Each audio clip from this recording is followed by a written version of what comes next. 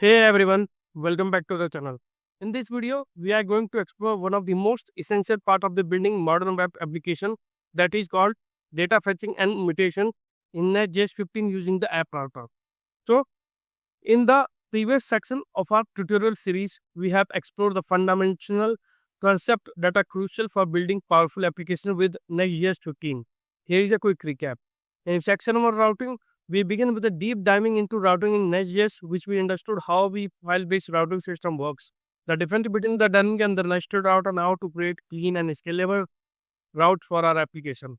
Then going to move on to the section 2, which is based on the rendering, and we in a rendering section we explore the various rendering strategy provided by Nest.js, including static site generation, server-side rendering, and the client-side rendering.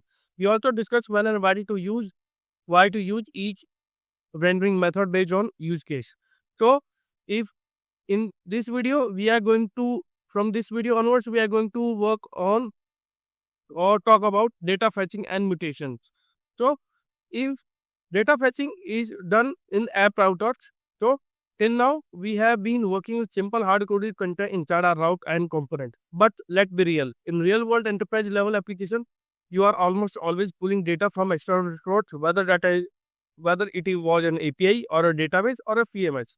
That just 15 use the app router, which is built on top of the React server component or RS, or also known as RSC architecture. And that awesome because it gives us the flexibility to fetch data in two different ways.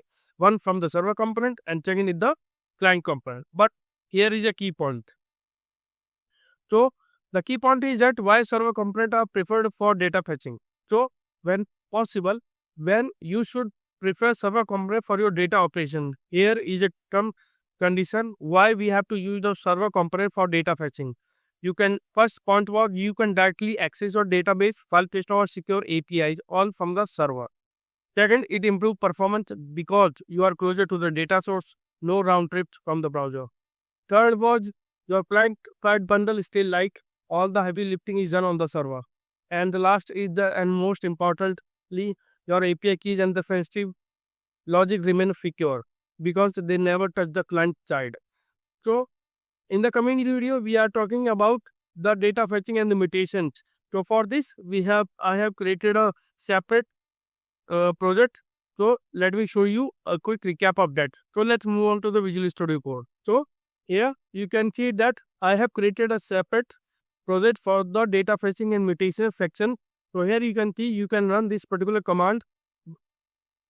I have shown in this that you can run npx create react app at the latest data fetching demo. Once you run this particular command in your terminal, you find the same data architecture as I have. So I know once you create that and all the data fetching and mutations are done in this particular project. So in our coming video, we are talking about deeper in optimizing UI update, caching and handling loading state properly. If you find this video helpful, don't forget to like, subscribe and tap the notification bell so you never miss an update. Thanks for watching and I will see you on the next one. Thank you.